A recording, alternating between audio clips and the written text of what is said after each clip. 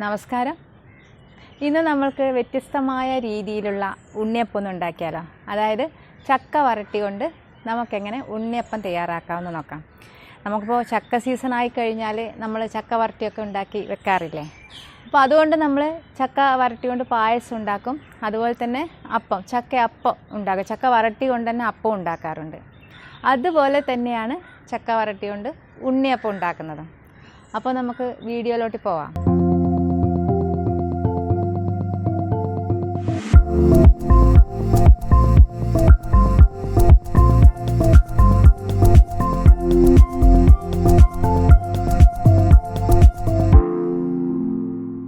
ആദ്യം 1 കപ്പ് അരി വേണം.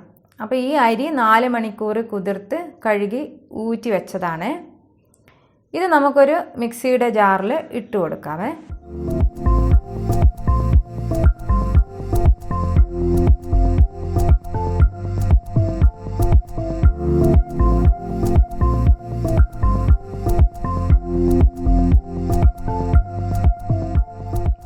അപ്പോൾ നമുക്കിതിലേക്ക് കുറച്ച് വെള്ളവും കൂടെ ചേർത്ത് ഒന്ന് അരച്ചെടുക്കണം. കുറച്ച് വെള്ളം മാത്രം ചേർത്താൽ മതി കേട്ടോ, അധികം ആവരുത്. അപ്പോൾ ഇത് അരഞ്ഞ് കിട്ടിയിട്ടുണ്ട്. അപ്പം ഇതുപോലെ, അതായത് ചെറിയ തരിതരിയോടുകൂടി വേണം ഇതൊന്ന് അരച്ചെടുക്കാൻ കേട്ടോ.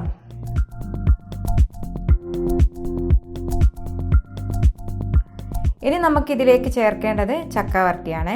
അപ്പോൾ 1/4 കപ്പ് ചക്ക വരട്ടിയാണ് ഞാൻ ഇതിലേക്ക് ചേർക്കുന്നത്. അതായത് 1 കപ്പ് അരിക്ക് 1/4 കപ്പ് ചക്ക വരട്ടി എന്ന കണക്കിൽ വേണം ചേർക്കാൻ.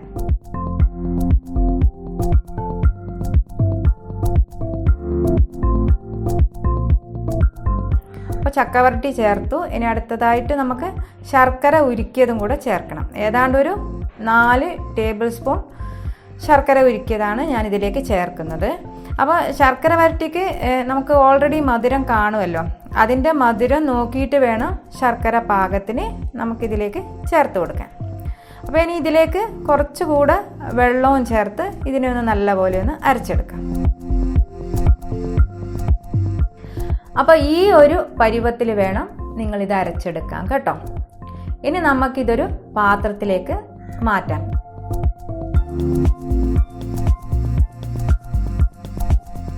ഇനി നമുക്കിതിലേക്ക് വെള്ളമോ മറ്റോ അധികമായി എന്ന് കണ്ടാൽ നമ്മളൊരു 2 ടേബിൾ സ്പൂൺ പച്ചരിപ്പൊടി ഉണ്ടല്ലോ, അത് ഈ ബാറ്ററിലേക്ക് ചേർത്ത് ഒന്ന് നല്ല പോലെ ഒന്ന് മിക്സ് ചെയ്താൽ മതി കേട്ടോ. അപ്പോൾ ആ വെള്ളം അധികമായിട്ടുള്ളതെല്ലാം ഒന്ന് ബാലൻസ് ആയി കിട്ടും. അപ്പോൾ അടുത്തതായിട്ട് നമുക്ക് ഒന്ന് തേങ്ങ ഒന്ന് പൂളിയെടുക്കണം. അതിന് ഞാൻ ഇതിലേക്ക് കൊട്ട തേങ്ങയാണ് എടുക്കുന്നത്. അപ്പം കൊട്ടത്തേങ്ങ ഇതുപോലെ ചെറുതായിട്ട് പൂളിയിട്ട് ഇതുപോലെ ഒന്ന് അരിഞ്ഞെടുത്താൽ മതി. അപ്പം നമുക്കിപ്പോൾ കൊട്ടത്തേങ്ങ ഇല്ലയെന്ന് വെച്ചാൽ നമ്മൾ സാധാ തേങ്ങ ഉണ്ടാവുമല്ലോ, ആ തേങ്ങ ഇതുപോലെ പൂളിയിട്ട് ചെറുതായി അരിഞ്ഞ് എടുത്താൽ മതി കേട്ടോ.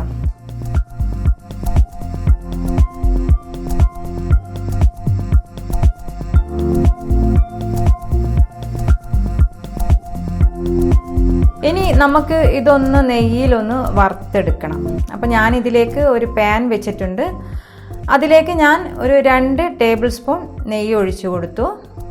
അപ്പോൾ നെയ്യൊന്ന് മൂത്ത് വരുമ്പോൾ നമുക്ക് അരിഞ്ഞു വെച്ച തേങ്ങാപ്പൂളും കൂടെ ഇതിലേക്ക് ചേർത്ത് കൊടുത്ത് നല്ല പോലെ ഇതിനെ ഒന്ന് മൂപ്പിച്ചെടുക്കാം.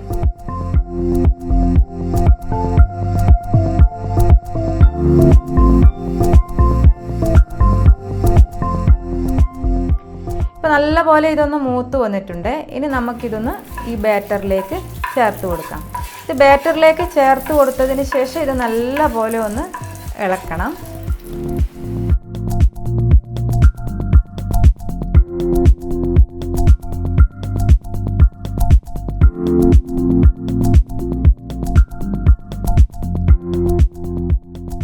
പിന്നെ അതിൻ്റെ കൂടെ തന്നെ നമുക്കിതിലേക്ക് 2 ടീസ്പൂൺ എള്ള് ചേർത്ത് കൊടുക്കാം.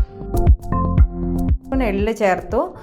പിന്നെ നമുക്ക് ഉപ്പ് ചേർത്ത് കൊടുക്കാം. അതായത് ഒരു 1/4 ടീസ്പൂൺ ഉപ്പ് ചേർത്താൽ മതി. അതായത് നമ്മുടെ ഈ ശർക്കരയുടെ മധുരത്തിനെ ഒന്ന് ബാലൻസ് ചെയ്യാൻ വേണ്ടിയിട്ടാണ് ഇതിലേക്ക് ഉപ്പ് ചേർക്കുന്നത്. അപ്പോൾ ഉപ്പും കൂടെ ചേർത്ത് ഇതിനെ നല്ലപോലെ ഇളക്കി കൊടുക്കുക. അപ്പോൾ നമുക്ക് ആ സമയം നമുക്കിതിലേക്ക് വേണമെങ്കിൽ ഏലക്കാപ്പൊടി ചേർക്കാം, ചുക്കിൻ്റെ പൊടി ചേർക്കാം. ചില ആൾക്കാർ ജീരകം വറുത്ത് പൊടിച്ച് ചേർക്കാറുണ്ട്. അപ്പോൾ ഇതൊക്കെ നമുക്ക് എന്തൊക്കെ ചേർക്കണം അതൊക്കെ ചേർത്ത് നല്ലപോലെ ഇതിനെ ഇളക്കിയിട്ട് അരമണിക്കൂർ ഇതിനെ ഒന്ന് റെസ്റ്റ് ചെയ്യാൻ വയ്ക്കാം.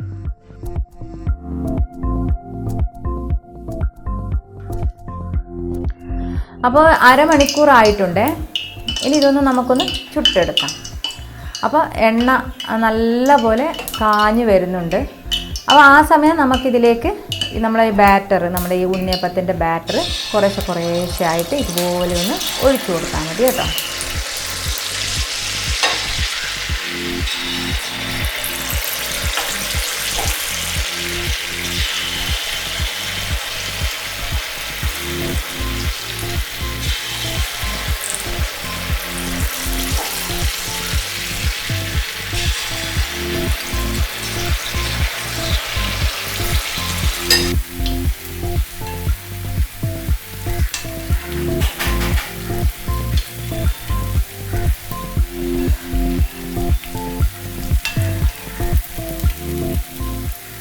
അപ്പോൾ ഇനി മറിച്ചിടണം. ഈ അപ്പുറം ഇപ്പുറമൊക്കെ ആയിട്ടൊന്ന് മറിച്ചിടുക.